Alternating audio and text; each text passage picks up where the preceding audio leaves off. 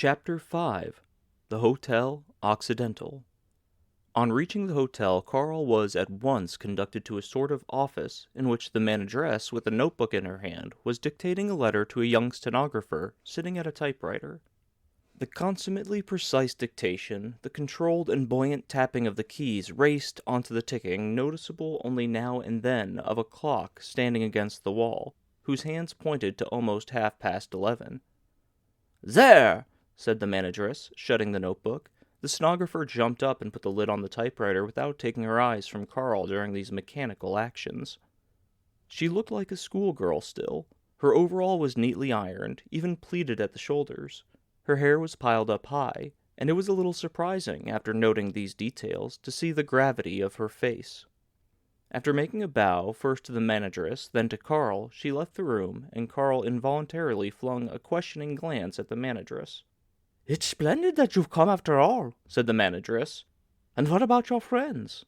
"I haven't brought them with me," said Carl. "They'll be moving on very early in the morning, I suppose," said the manageress, as if to explain the matter to herself. "But mustn't she think that in that case I'll have a start early too?" Carl asked himself. And so he said, to put an end to all misunderstanding, "We parted on bad terms." The manageress seemed to construe this as excellent news. "So then you're free?" she said.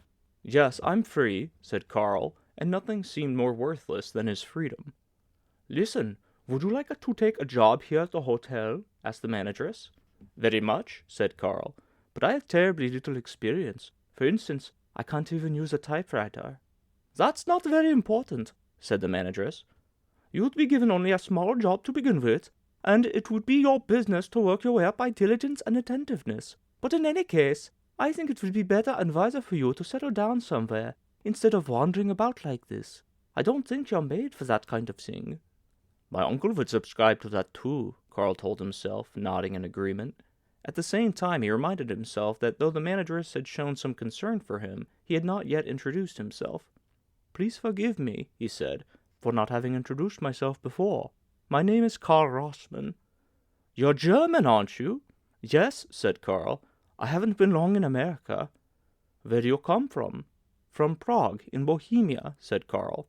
"Just think of that!" cried the manageress in English with a strong German inflection, almost flinging her hands in the air. "Then we're compatriots, for my name is Gretel Mittelbach, and I come from Vienna, and I know Prague quite well. I worked for half a year in the Golden Goose in Wenceslas Square. Only think of that!" "When was that?" asked Carl. "Many, many years now." "The old Golden Goose," said Carl, "was pulled down 2 years ago."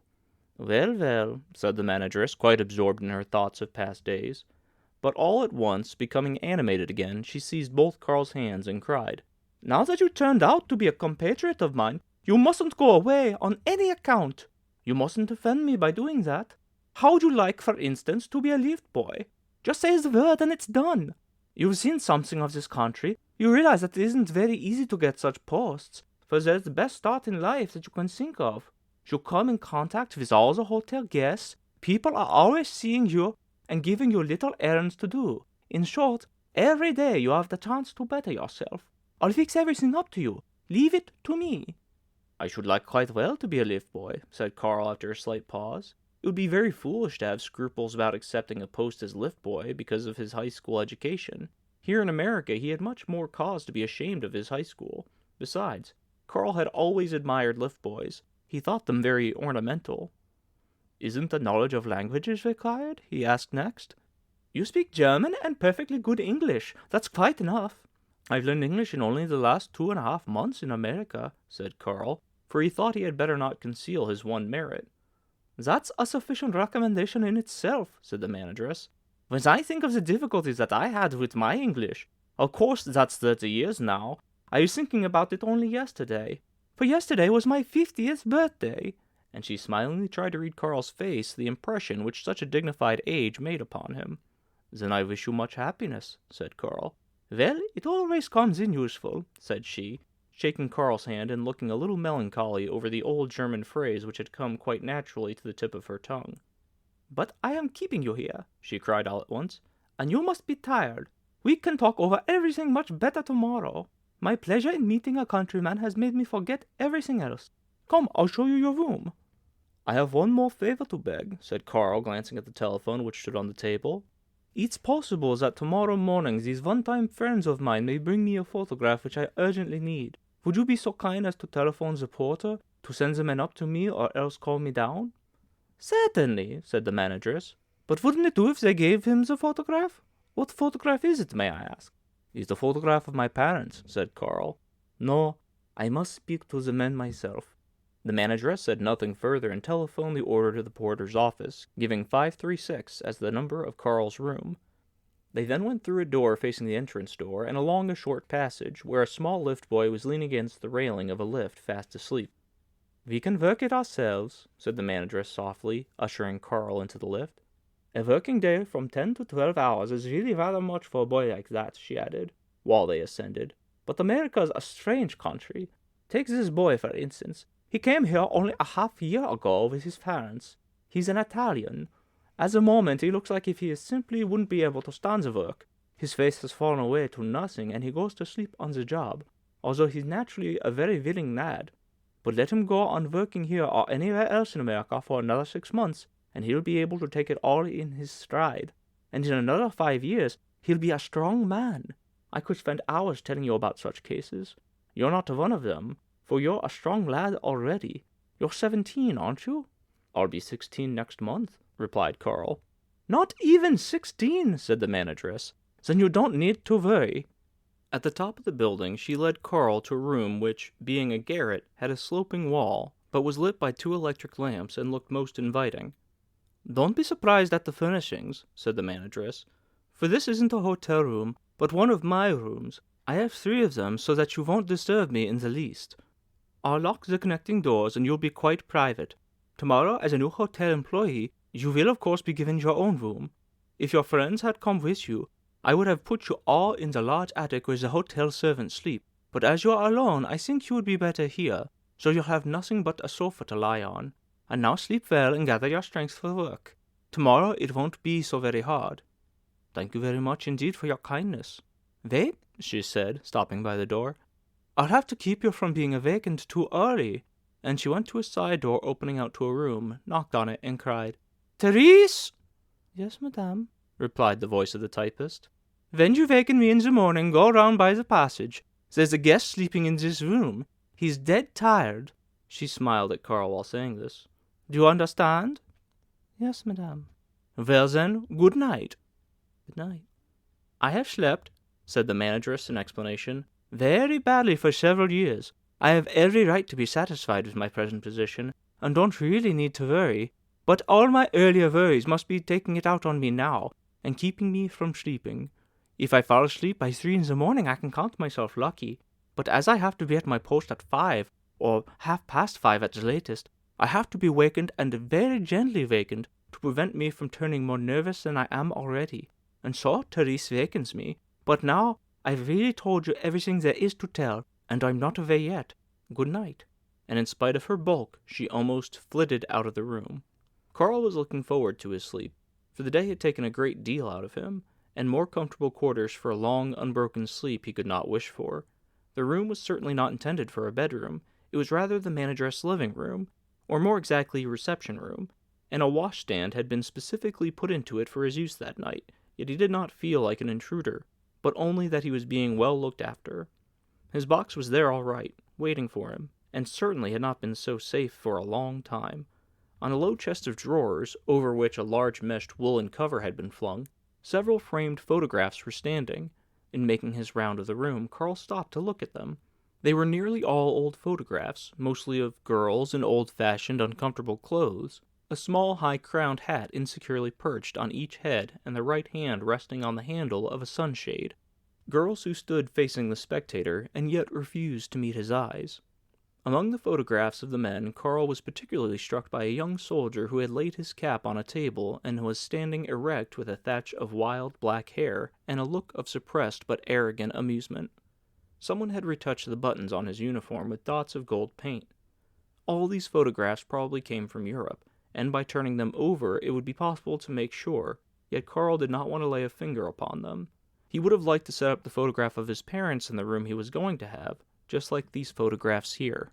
He was stretching himself on the sofa and looking forward to his sleep after washing himself thoroughly from head to foot, which he had taken care to do as quietly as possible on account of the girl next door, when he thought he heard a low knock at the door. He could not make out at once which door it was. It might as well have been some random noise. Nor was it repeated at once, and he was half asleep by the time it came again. But now it was unmistakably a knock, and it came from the door of the typist's room. Carl tiptoed to the door and asked so softly that, even if the girl in the next room were sleeping after all, it could not waken her. "Do you want anything?" At once the reply came in an equally soft voice. "Won't you open the door? The key is on your side." "Certainly," said Carl, "only I must put on some clothes first." There was a slight pause, then the girl said, "You don't need to do that. Unlock the door and go back to bed again. I'll wait for a little." "Good," said Carl, and did as she had suggested, except that he switched on the electric light as well. "I'm in bed now," he said then somewhat more loudly. Then the typist emerged from her desk room, fully dressed as she had left the office. Apparently she had not even thought of going to bed. "Please excuse me," she said, drooping a little before Carl's sofa, "and please don't tell on me. I won't disturb you for long. I know you're dead tired." "I am not all that tired," said Carl, "but maybe it might have been better if I'd put on some clothes."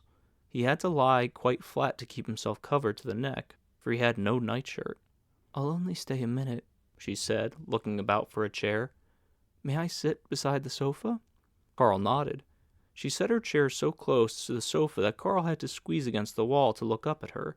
She had a round, regularly formed face, except that the brow looked unusually high, but that might have been an effect from the way her hair was done, which did not quite suit her well. Her dress was very clean and neat. In her left hand she was crushing a handkerchief. "Are you going to stay here long?" she asked. "It isn't quite settled yet," replied Carl, "but I think I'm going to stay." "That would be splendid," she said, passing the handkerchief over her face, "for I feel so lonely here." "I'm surprised at that," said Carl. "The manageress is very kind to you, isn't she? She doesn't treat you like an employee at all. I actually thought that you were a relation of hers." "Oh no," she said. "My name is Therese Berchtold. I come from Pomerania." Carl introduced himself. At that she looked him full in the face for the first time, as if he had become a little more strange to her by mentioning his name. They were both silent for a while. Then she said, "You mustn't think that I'm ungrateful. If it weren't for the manageress, I'd be in a much worse state. I used to be a kitchen maid here in the hotel, and in a great danger of being dismissed too, for I wasn't equal to the heavy work. They expect a lot from you here. A month ago, a kitchen maid simply fainted under the strain, and had to lie up in a hospital for 14 days. And I'm not very strong. I was often ill as a child, and so I've been slow in catching up. You would never think, would you, that I'm 18, but I'm getting stronger now." "The work here must be very tiring," said Carl. "I saw a lift boy downstairs standing sleeping on his feet." "The lift boys have the best of it, all the same," she said. "They make quite a lot in tips, and in spite of that, they don't have to work nearly so hard as the girls in the kitchen. But for once in my life, I was really lucky, for one day the manageress needed a girl to arrange the table napkins for a banquet, and she sent down for a kitchen maid. Now there are about 50 kitchen maids here, and I just happened to be handy. Well, I gave her great satisfaction, for I have always been very good at arranging table napkins, and so from that day she kept me with her and trained me by stages till I became her secretary, and I've learned a great deal." "Is there so much writing to be done here, then?" asked Carl. "Oh, a great deal," she replied. "More than you would imagine. You saw yourself that I was working up 11:30 tonight, and that's quite usual. Of course, I don't type all the time, for I do a lot of errands in the town as well." "What's the name of this town?" asked Carl. "Don't you know?" she said. "Ramses." "Is it a big town?" asked Carl. "Very big," she replied. "I don't enjoy visiting it, but wouldn't you really like to go to sleep now?" No, said Carl. "You haven't told me yet why you came to see me." "Because I have no one to talk to.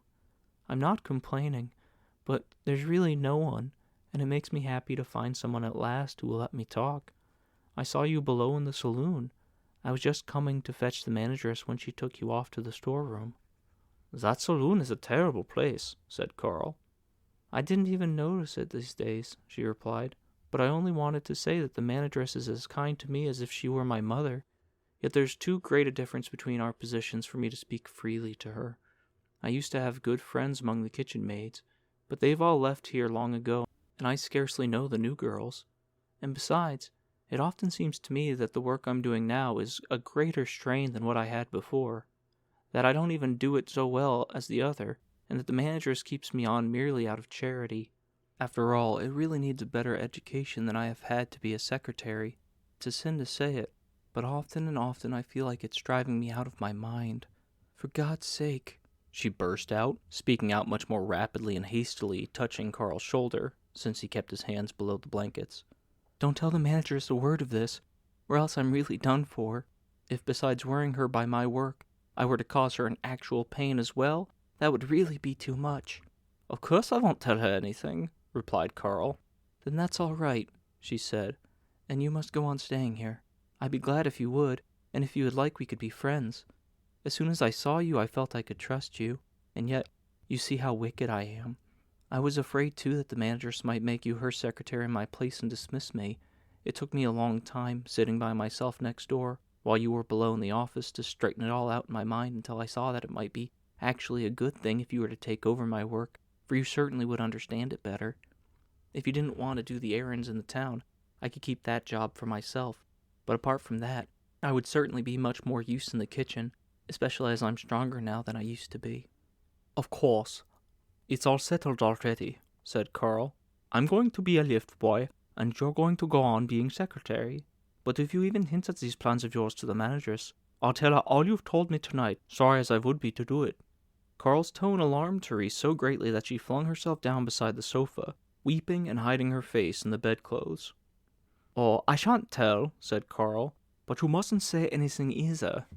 Now he could not help coming a little out from under his coverings, and stroked her arm softly, but he did not find the right words to say, and could only reflect that this girl's life was a bitter one. Finally he comforted her so far that she grew ashamed of her weeping, looked at him gratefully, advised him to sleep long next morning, and promised, if she could find time, to come up at 8 o'clock and waken him. "You are so clever at waking people," said Carl. "Yes, some things I can do," she said, ran her hand softly over the bedclothes in farewell, and rushed off to her room. Next day Carl insisted on beginning work at once, although the manageress wanted him to take the day off and have a look around the town. He told her frankly that he would have plenty of opportunities for sightseeing later, but that for the moment the most important thing for him was to take a start with his job, for he had already broken off one career in Europe for no purpose, and was now beginning again as a lift boy at an age when his contemporaries, if they were ambitious, had every expectation of being promoted to more responsible work. It was right and needful for him to begin as a lift boy, but equally needful for him to advance with extra rapidity. In these circumstances, he would take no pleasure at all in strolling idly through Ramsay's.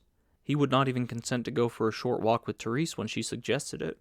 He could not rid his mind of the idea that if he did not work hard, he might sink as low as Delmarsh and Robinson. The hotel tailor fitted him for a lift boy's uniform, which was resplendent enough with gold buttons and gold braid, but made him shudder a little when he put it on, for under the arms particularly the short jacket was cold, stiff, and incurably damp with the sweat of many boys who had worn it before him. The jacket had to be altered for Carl, especially over the chest, since none of the 10 spare jackets would even meet upon him. Yet in spite of the stitching that needed to be done, and although the master tailor seemed to be exacting in his standards, twice he pitched in the uniform back into the workshop after it was apparently finished. The fitting was completed in barely 5 minutes, and Carl left the tailor's room already clad in closely fitting trousers and a jacket which, in spite of the master tailor's categorical assurances to the contrary, was very tight indeed, and tempted Carl to indulge in breathing exercises, for he wanted to see if it was still possible to breathe at all. Then he reported to the head waiter, under whose direction he was to be, a slender, handsome man with a big nose, who might as well have been in the 40s. The head waiter had no time to exchange even a word with him, and simply rang for a lift boy, who chanced to be the very one that Carl had seen yesterday. The head waiter called him only by his first name, Giacomo, but it took Carl some time to identify the name, for in the English pronunciation it was unrecognizable. The boy was instructed to show Carl all the duties of a lift boy, but he was so shy and hasty that, little as was actually to be known, Carl could scarcely make out that little from him. No doubt Giacomo was annoyed, too, because he had been removed from the lift service, apparently on Carl's account, and had been assigned to help the chambermaids, which seemed degrading in his eyes because of certain experiences, which, however, he did not divulge. Carl's deepest disappointment was the discovery that a lift boy had nothing to do with the machinery of the lift, but to set it in motion by simply pressing a button, while all repairs were done exclusively by the mechanics belonging to the hotel. For example, in spite of half a year's service on the lift, Giacomo had never seen with his own eyes either the dynamo in the cellar or the inner mechanism of the lift, although, as he said himself, that would have delighted him. Indeed, the work was monotonous, and the 12 hours shift, alternately by day and night, were so exhausting that according to Giacomo one simply could not bear it if one did not sleep on one's feet for a few minutes now and then. Carl made no comment, but he was perfectly aware that the very trick had cost Giacomo his post. Carl was very pleased that the lift he had to attend was reserved for the upper floors, since he would not have to deal with the wealthy guests, who were the most exacting. Still, he would not learn so much as at the other lifts, and it was good only for a beginning. After the very first week he realized that he was quite equal to the job. The brasswork in his lift was most brightly polished of all. None of the 30 other lifts had anything to compare with it, and it might have well been still brighter if the other boys who had partnered him had come anywhere near him in thoroughness, and had not felt confirmed in his negligence by Carl's strict attention to duty. He was a native American of the name Rennell, a conceited youth with dark eyes and smooth, somewhat hollow cheeks. He had an elegant suit of his own, which he wore on his free evenings, when he hurried off to the town faintly smelling of perfume.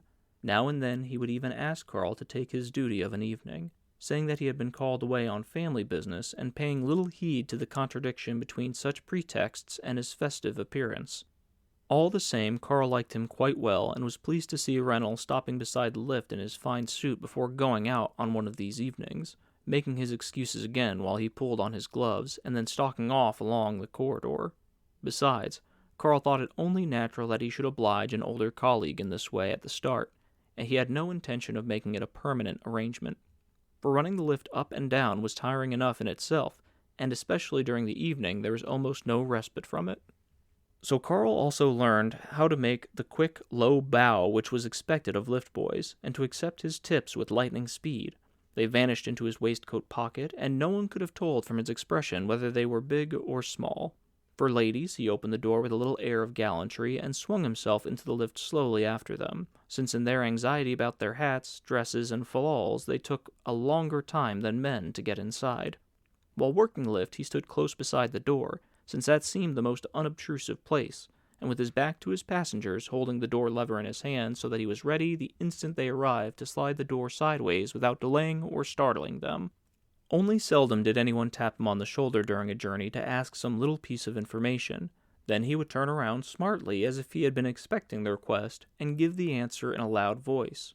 Often, particularly after the theaters or the arrival of certain express trains, there was such a rush in spite of the numerous lifts that as soon as he had departed one set of passengers on the top floor, he had to fly back again for those who were waiting below. It was possible, by pulling on a wire cable which passed through the lift, to increase its ordinary speed, though this was forbidden by the regulations and was also supposed to be dangerous, so Carl never did it while he was carrying passengers, but as soon as he had them unloaded upstairs and was returning for more, he had no scruples at all and hauled on the cable with a strong, rhythmical heaves like a sailor. Besides, he knew that the other lift boys did it as well, and he did not want to lose his passengers to them. Individual guests who had been staying in the hotel for quite a long time, a common habit here, showed occasionally by a smile that they recognized Carl as their lift boy. These marks of kindness Carl accepted gravely but with gratitude. Sometimes, if he were not so rushed as usual, he could take on little errands as well, fetching some trifle or other which a guest had forgotten in his room and did not want the trouble of going up for. Then Carl would soar aloft all by himself in the lift, which seemed peculiarly his own at such times, enter the strange room where curious things which he had never seen before were lying about or hanging on clothes pegs, smell the characteristic odor of some unfamiliar soap or perfume or toothpaste, and hurry back, not lingering even a moment with the required object, though he usually got the vaguest instructions for finding it. He often regretted that he could not go on longer errands, which were reserved for special attendants and message boys equipped with bicycles, even with motor bicycles. The utmost he could do was to undertake commissions to the dining room or to the gambling rooms. After a 12-hour shift, coming off duty at 6 o'clock in the evening for 3 days, and for the next 3 at 6 o'clock in the morning, he was so weary that he went straight to bed without heeding anyone. His bed was in the lift boys' dormitory. The manageress, who turned out to be not quite so influential as he had thought on the first evening, had indeed tried to get him a room for himself, and might even have succeeded in doing so, but when Carl saw what difficulties it caused and that she had to keep ringing up his immediate superior, the busy head waiter, on his account, he refused it and convinced her of the sincerity of his refusal by telling her that he did not want to make the other boys jealous through receiving a privilege which he had not really earned. As a quiet place to sleep in, the dormitory certainly left much to be desired, for each boy had his own timetable for eating, sleeping, recreation, and incidental services during his free 12 hours, so that the place was always in a turmoil. Some would be lying asleep with blankets pulled over their ears to deaden noises, and if one of them were roused, he would yell with such fury about the din made by the rest that all the other sleepers, no matter how soundly they slept, were bound to be waken up. Almost every boy had a pipe, which was indulged in as a sort of luxury, and Carl got himself one too, and soon acquired a taste for it. Now, smoking was of course forbidden on duty, and the consequence was that in the dormitory everyone smoked if he was not actually asleep. As a result, each bed stood in its own smoke cloud, and the whole room was enveloped in a general haze. Although the majority agreed in principle that light should be kept burning only at the end of the room during the night, it was impossible to enforce this. Had the suggestion been carried out, those who wanted to sleep could have done so in peace in the half of the room which lay in darkness. It was a huge room with 40 beds, while the other in the lighted part could have played at dice or cards and done all the other things for which light was needed.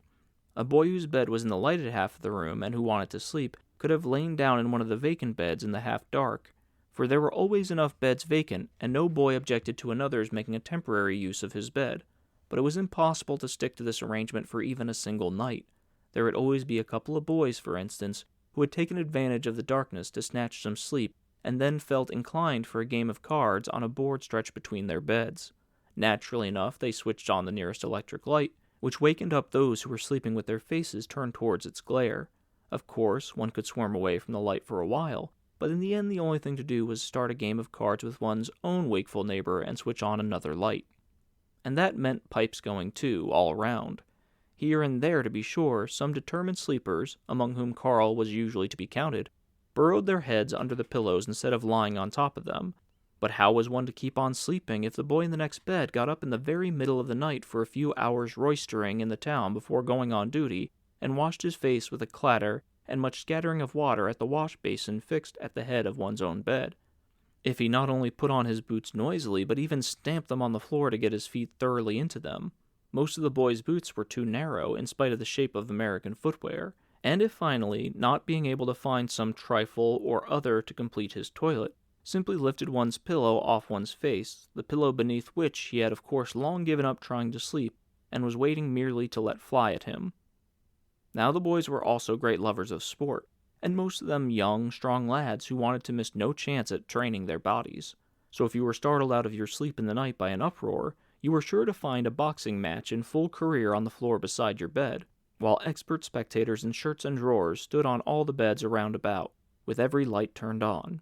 It happened once that in such a midnight boxing match, one of the combatants fell over Carl as he was sleeping, and the first thing they saw when opening his eyes was a stream of blood from the boy's nose, which before anything could be done about it, bespattered all the bedclothes.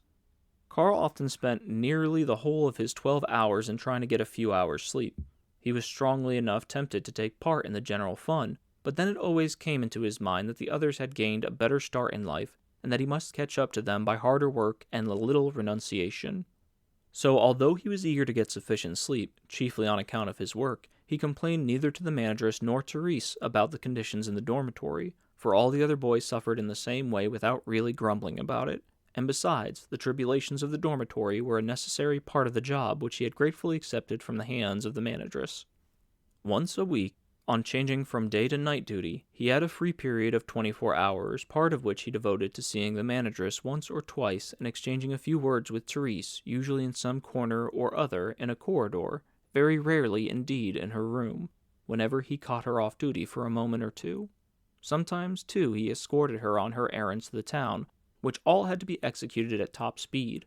They would rush to the nearest underground station almost at a run, Carl carrying the basket. The journey flashed past in a second, as if the train were being pulled through a vacuum, and then they were already getting out and clattering up the stairs at the other end without waiting for the lift, which was too slow for them. Then the great squares appeared, from which the streets rayed out star fashion, bringing a tumult of steady, streaming traffic from every side.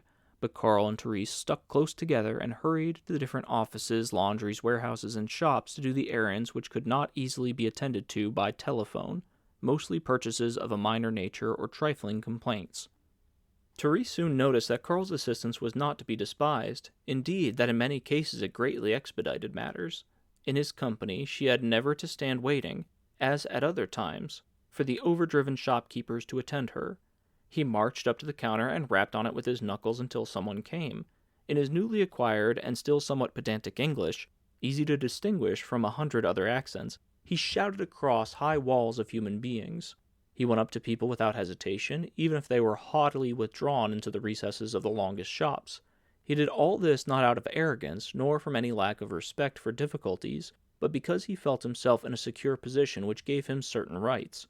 The Hotel Occidental was not to be despised as a customer, and after all, Therese sorely needed help in spite of her business experience. "You should always come with me," she often said, laughing happily, when they returned from a particularly successful expedition. During the month and a half that Carl stayed at Ramsay's, he was only thrice in Therese's room for long visits of a few hours at a time.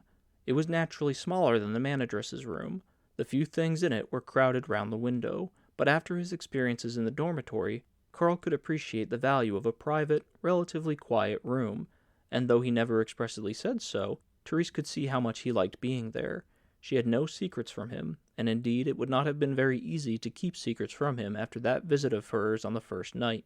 She was an illegitimate child. Her father was a foreman mason who had sent for her and her mother from Pomerania, but as if that had been his whole duty, or as if the work-worn woman and the sickly child whom he met at the landing stage had disappointed his expectations, had gone off to Canada without much explanation shortly after their arrival, and they had received neither a letter nor any other word from him, which indeed was not wholly surprising, for they were lost beyond discovery among the tenements in the East End of New York. On one occasion Therese told Carl, he was standing beside her at the window looking down at the street, of her mother's death.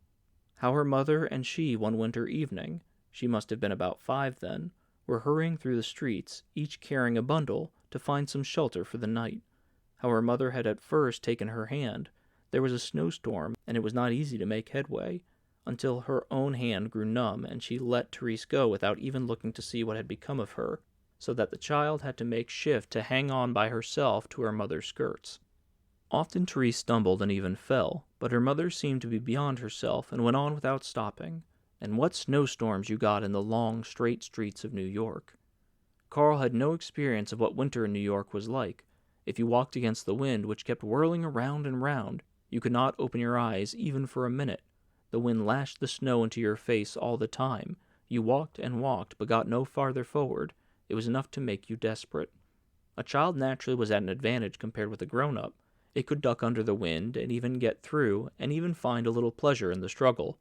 So that night Therese was hardly able to understand her mother's situation, and she was now firmly convinced that if she had only acted then more wisely towards her mother, of course she was a very little girl, her mother might not have had to die such a wretched death. Her mother had had no work at all for 2 days. Her last coin was gone. They had passed the day in the open without a bite, and the bundles they carried contained nothing but useless odds and ends, which, perhaps out of superstition, they did not dare to throw away. There was a prospect of work the very next morning at a new building, but Therese's mother was afraid, as she had tried to explain the whole day, that she might not be able to take advantage of the chance, for she felt dead tired inside, and that very moment had coughed up a great deal of blood in the street, to the alarm of passers-by. Her only wish was to get some place where she could be warm and rest. And just that evening, it was impossible to find even a corner. Sometimes a janitor would not even let them inside a doorway of a building, where they might at least have sheltered a little from the cold. But if they did get past the janitor, they scurried through the oppressive, icy corridors, climbed countless stairs, circled narrow balconies overlooking courtyards, beating upon doors at random, at one moment not daring to speak to anyone and at another imploring everyone they met, and once or twice her mother had sat down breathlessly on a step in some quiet stairway, drew Therese, who was almost reluctant, to her breast and kissed her with painful insistence on the lips. When Therese realized afterwards that these were her mother's last kisses, she did not understand how she could have been so blind as to not know it, small creature though she was. Some of the doors they passed stood open to let out a stifling funk. In the smoky reek which filled these rooms, as if they were on fire, nothing could be discerned but some figure looming in the doorway who discouraged them, either by stolid silence or by a curt word, from expecting accommodation within. On looking back, Therese thought it was only in the first few hours that her mother was really seeking for a place of shelter, for after about midnight she spoke to no one at all, although she was on her feet with brief interruptions until dawn, and although these tenements never locked their doors all night, and there was a constant traffic of people whom she could not help meeting. Of course they were not actually running about from place to place, but they were moving as fast as their strength would permit, perhaps in reality at a kind of crawling shuffle. And Therese could not tell whether between midnight and 5 o'clock in the morning they had been in 20 buildings or in 2, or only in 1. The corridors of these tenements were cunningly contrived to save space, but not make it easy to find one's way about. Likely enough they had trailed again and again through the same corridor. Therese had a dim recollection of emerging from the door of a house which they had been traversing endlessly, only to turn back, or so it seemed to her, when they had reached the street, and plunge again into it. For a child like her, it was of course an incomprehensible torture to be dragged along, sometimes holding her mother's hand, sometimes clutching to her skirts, without a single word of comfort, and in her bewilderment the only explanation she could find was that her mother wanted to run away from her. So, for safety's sake, Therese clutched all the more firmly at her mother's skirts with one hand, even when her mother was holding her by the other hand, and sobbed at intervals. She did not want to be left behind among these people who were stamping up the stairs before them, or came behind them, invisibly, round the next turn of the stairway below, people who stood quarreling in the corridors before a door and pushed each other into it by turns. Drunk men wandered about the place dolefully singing, and Therese's mother was lucky to slip with her through their hands, which almost barred the way. At such a late hour of night, when no one was paying much attention to anything, and rights were no longer insisted on, she could have certainly codged a place in one of the common doss houses run by private owners, several of which they passed, but Therese was unaware of this, and her mother was past all thought of resting. Morning found them, at the dawn of a fine winter day, both leaning against a house wall. Perhaps they had slept for a little while there, perhaps only stared about them with open eyes. It appeared that Therese had lost her bundle, and her mother made to beat her as a punishment for her negligence, but Therese neither heard nor felt any blow. Then they went on again through the wakening streets, Therese's mother next to the wall. They crossed a bridge where her mother's hand brushed rime from the railing, and at length, Therese accepted it as a matter of course at the time, but now she could not understand it. They fetched up at the very building where her mother had been asked to report that morning. She did not tell Therese whether to wait or go away, and Therese took this as a command to wait, since that was what she preferred to do. So she sat down on a heap of bricks and looked on while her mother undid her bundle, took out a gay scrap of metal, and bound it round the headcloth which she had been wearing all night. Therese was too tired even to think of helping her mother. Without giving her name at the foreman's office, as was customary, without inquiring of anyone, her mother began to climb a ladder, as if she already knew the task that was allotted to her. Therese was surprised at this, since the hod woman usually worked on ground level, mixing the lime, carrying the bricks, and performing other simple duties. So she thought that her mother was going to do some better paid kind of work today, and sleepily smiled up to her. The building was not very high yet. It had hardly reached the first story, though the tall scaffolding for the rest of the structure, still without its connecting boards, rose up into the blue sky. Reaching to the top of the wall, her mother skillfully skirted round the bricklayers, who went on stolidly setting brick on brick, and for some incomprehensible reason paid no attention to her. With gentle fingers she felt her way cautiously along a wooden partition which served as a railing, and Therese, dozing below, was amazed at such skill and fancied that her mother glanced at her kindly. But in her course her mother now came to a little heap of bricks, beyond which the railing, and obviously also the wall, came to an end. But she did not stop for that, but walked straight on to the heap of bricks, and there her skill seemed to desert her, for she knocked down the bricks and fell sheer over them to the ground. A shower of bricks came after her, and then, a good minutes later, a heavy plank detached itself from somewhere and crashed down upon her. Teresa's last memory of her mother was seeing her lying there in her checkered skirt, which had come all the way from Pomerania, her legs thrown wide, almost covered by the rough plank atop her, while people came running up from every side, and a man shouted down angrily from the top of the wall. It was late when Therese finished her story. She had told it with a wealth of detail unusual for her, and notably at quite unimportant passages, such as when she described the scaffolding poles, each rising up to the heaven by itself. She had been compelled to stop now and then with tears in her eyes. The most trifling circumstance of that morning was still stamped exactly on her memory after more than 10 years, and because the sight of her mother on the half-finished house wall was the last living memory of her mother, and she wanted to bring it still more vividly before her friend, she tried to return to it again after she had ended her story, but then she faltered, put her face in her hands, and said not another word. Still, they had merry hours, too, in Teresa's room. On the first visit, Carl had seen a textbook of commercial correspondence lying there, and asked leave to borrow it. They arranged at the same time that Carl should write out the exercises in the book, and bring them to Therese, who had already studied them as far as her own work required, for correction. Now Carl lay for whole nights in his bed in the dormitory with cotton wool in his ears, shifting into every conceivable posture to relax himself, and read the book and scribble the exercises in a little notebook with a fountain pen which the manageress had given him in reward for drawing up methodically and writing out neatly a long inventory of hers.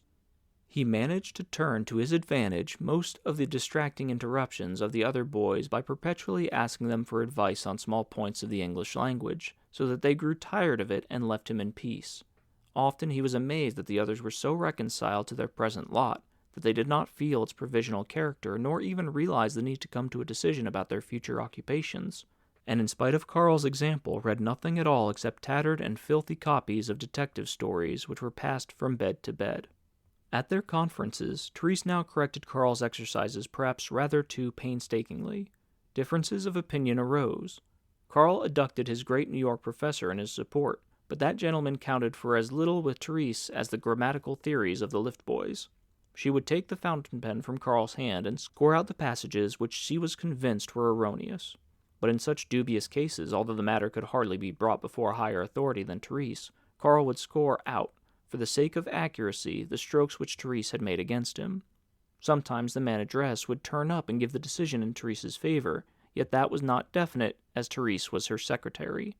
At the same time, however, she would establish a general amnesty, for tea would be made, cake sent for, and Carl urged to tell stories about Europe, with many interruptions from the manageress, who kept inquiring and exclaiming so that he realized how many things had been radically changed in a relatively short time, and how much probably had changed since his own departure and would always go on changing.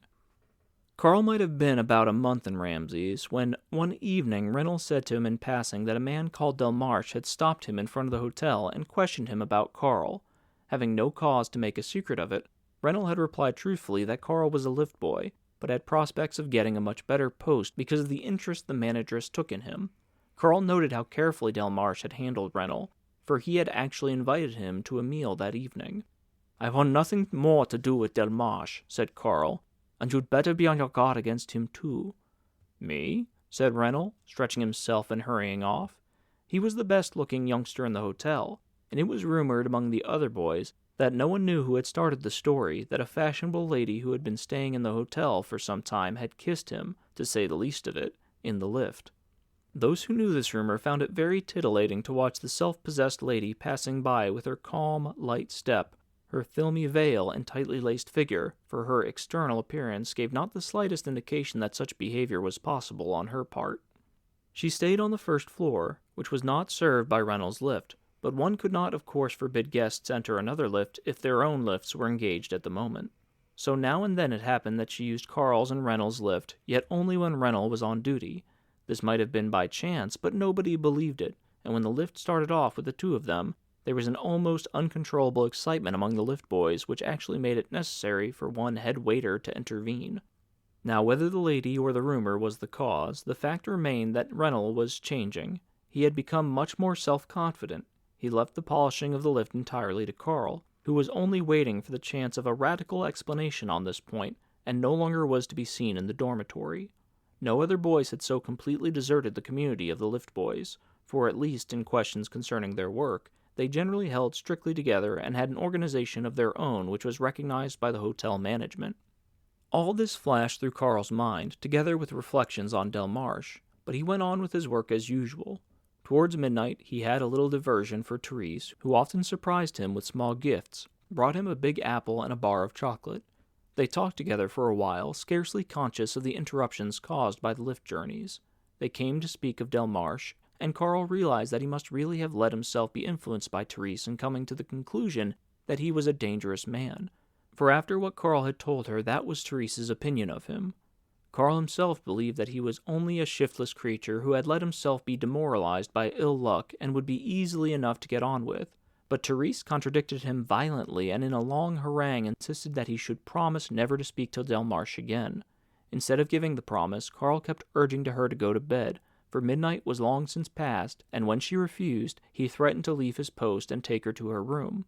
When at last she was ready to go, he said, "Why bother yourself so needlessly, Therese? If it will make you sleep any better, I'm ready to promise that I won't speak to Del Marche unless I can't avoid it." Then came a crowd of passengers, for the boy in the neighboring lift had been withdrawn for some other duty, and Carl had to attend both lifts. Some of the guests grumbled at the dislocation, and a gentleman who was escorting a lady actually tapped Carl lightly with his walking cane to make him hurry, an admonition that was quite unnecessary. It would have not been so bad if the guests, when they saw that one lift was unattended, had made directly for Carl's lift, but instead of that they drifted to the next lift and stood there holding the handle of the door, or even walked right into the lift, an act which the lift boys were expressly forbidden by the regulations to permit in any circumstances. So Carl had to rush up and down until he was quite exhausted, without earning the consciousness that he was efficiently fulfilling his duty. On top of this, towards 3 o'clock in the morning, a luggage porter, an old man with whom he was on fairly friendly terms, asked some slight help from him which he could not give, for guests were standing before both his lifts, and it required all his presence of mind to decide immediately which group to take first. He was consequently relieved when the other boy came back, and he called out a few words of reproach to him because he had stayed away so long, although it was probably no fault of his. After 4 o'clock a lull set in which Carl badly needed. He leant wearily against the balustrade beside his lift, slowly eating the apple, which gave out a strong fragrance as soon as he bit into it, and gazed down into a lighted shaft surrounded by the great windows of the storerooms, behind which hanging masses of bananas gleamed faintly in the darkness.